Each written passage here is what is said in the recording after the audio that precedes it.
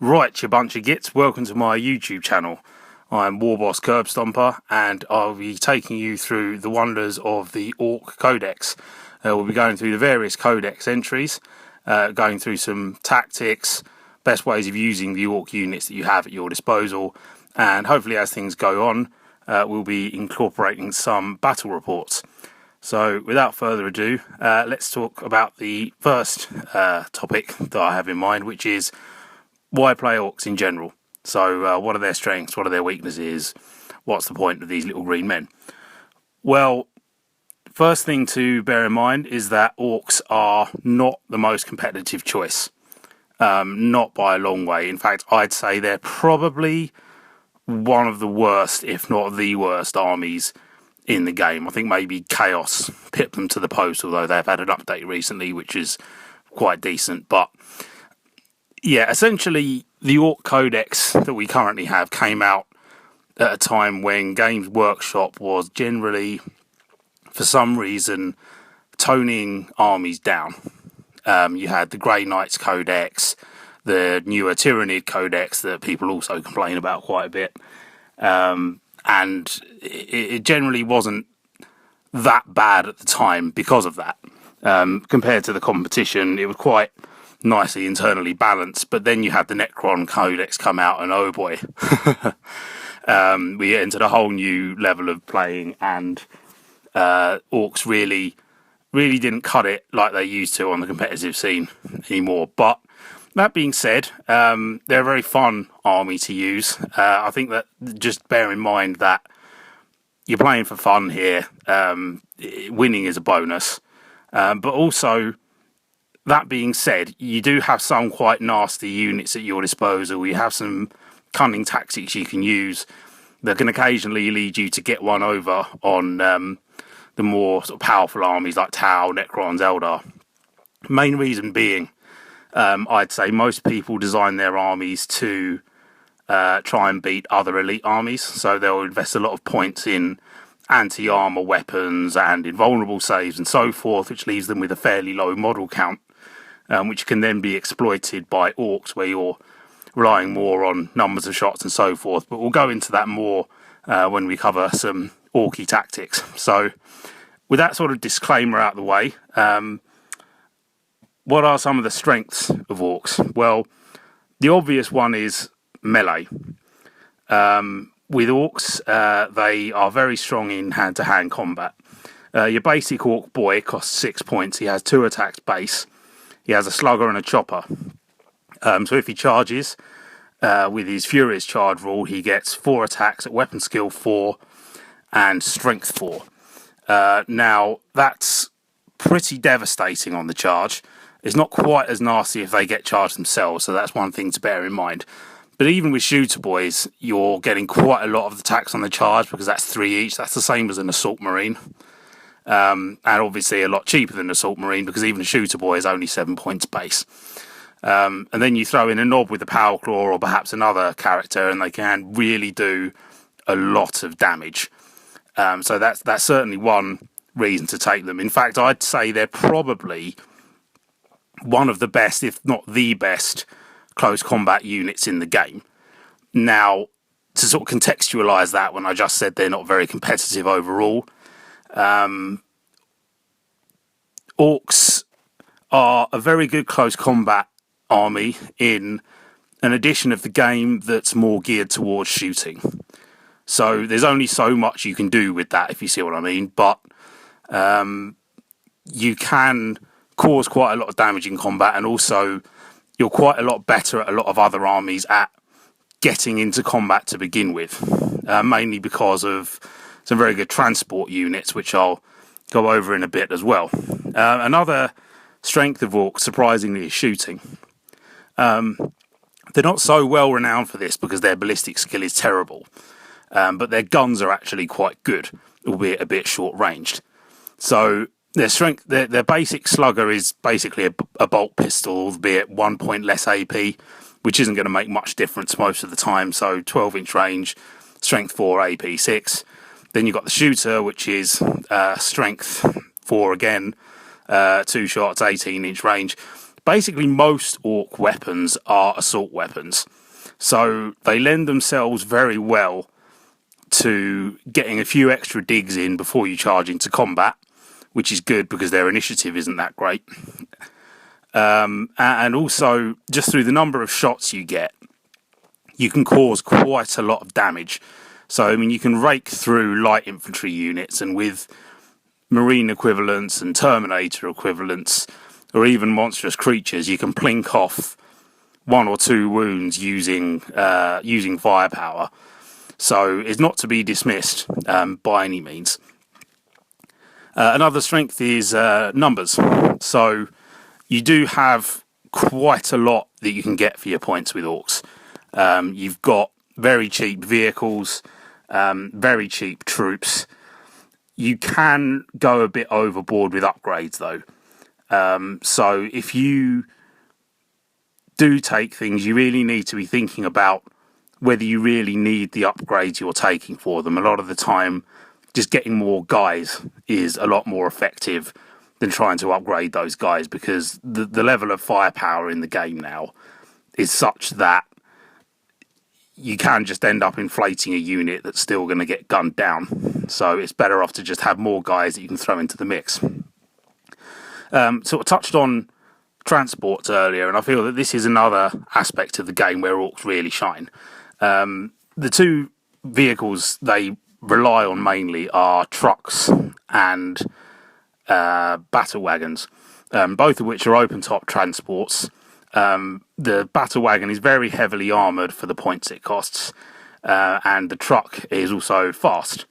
And so both of them can obviously take your boys into combat, or other units even, and in the case of the truck, it can cover a large distance very quickly.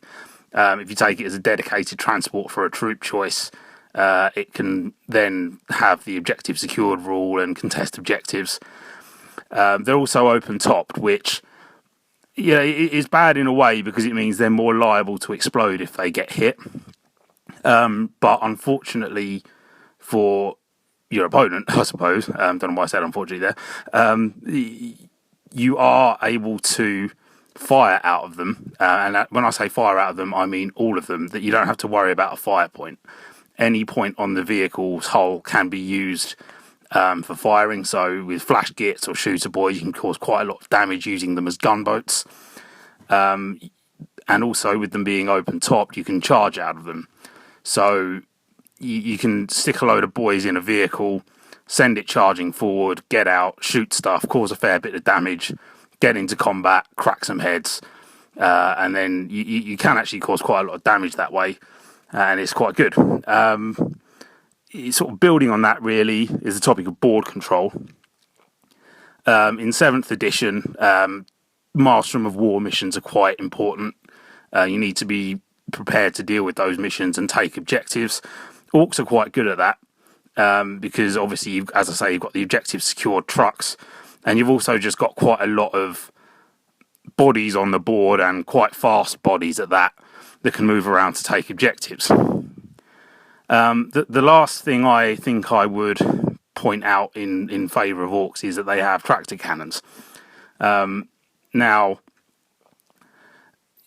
this might not seem like the most amazing unit ever, but it really has an effect psychologically more than anything else. Tractor cannons are one of the best, if not the best, anti-aircraft weapons in the game, and they only cost 30 points.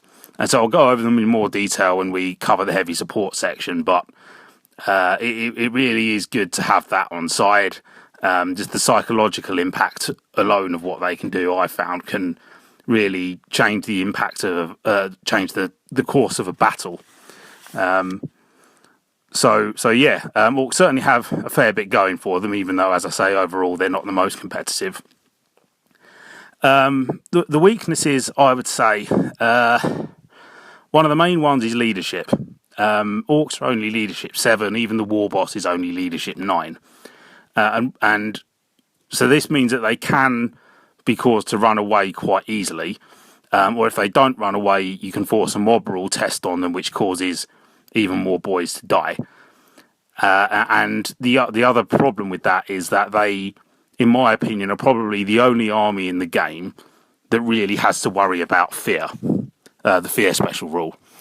The reason I say that is because most of the time, if you're a unit that causes fear, obviously the fear special rule forces the afraid unit, if you will, to fight at weapon skill 1, which means that they'll hit you on 3s, you'll hit them on 5s in most cases. Now, this is particularly damaging for Orks because most armies have either very high leadership, in the case of Necrons, or they have some way to ignore fear completely, like having commissars in Imperial Guard or Space Marines and they shall know no fear, or various things that actually give them the fearless special rule. And most other things I can think of that would potentially be hurt by fear are things that would probably get mashed in close combat anyway. And since with Orks you're really depending on close combat to do the majority of the damage, it really can screw you over if suddenly you're hitting on 5s rather than 3s at a crucial point in the game when you really need to take that big Dreadnought or Wraith Knight down. So it's something to bear in mind, and if you can, and particularly since the mob rule doesn't actually counteract the effects of fear, it's only morale and pinning tests. So be careful and take things out with shooting when you need to. The fact is that Orks also have very, very weak armour. Your basic Ork boy is only 6 points per model, but he comes with just a t-shirt save, as they call it, of 6+. You can upgrade that to a 4+ armour save, but that's still not great, and then it obviously cuts into your numbers advantage as well. There are ways around this, which I'll go over. But yeah, mainly you want to be thinking about numbers rather than armour. And even with your heavily armoured units, like your Mega Knobs or your War Boss in Mega Armour, you haven't really got a lot in the way of decent invulnerable saves that you can give to them.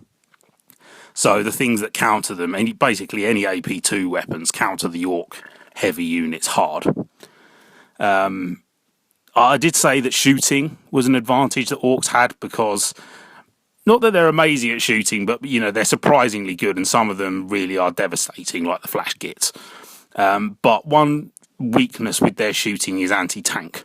If you want to be taking out, well, if you really want to take out heavy vehicles, you need to be doing it in close combat. Particularly if you're talking about land raiders, you need to send in someone like the War Boss with strength 10 to demolish it, because the only long-range anti-tank weapons you've got are the Zap Gun, which, just don't bother, or the Smasher Gun, which is okay, but its strength is only D6 plus 4, so you may just get a crap roll for armor penetration, and then you've got to roll to hit and so forth, and roll for your strength. It's all just too random to really be reliable. And from a tactical perspective, what that means is you need to make sure you have a clear path to your enemy's armour if you want to take it out. A lot of savvy players will use screening units to try and blunt the charge and then counter hit you with their own shooting from the tanks. So, yeah, be warned about that. There's also a lack of sort of competitive build options. In my opinion, the best way to field Orks, and probably the only one that really works, is to take a War Boss with the Lucky Stick and 1 or 2 combined arms detachments, depending on how many you've got. And then mainly the core of your force should focus around boys in battle wagons. I mean, you can get a few other bits as well, but there are a lot of units in the Ork Codex which sadly these days are not really worth using. Mainly because, as I say, the power level of the game. So there's a lot that simply gets thrown by the wayside, which is a shame, because there are some really cool models and some real classic units. I mean, I'm not a super competitive player, but at the same time, I don't want to feel like I'm shooting myself in the foot by taking something like, I don't know, a Gorkanaut, which looked really cool, seemed really orky, but just doesn't cut it on the table.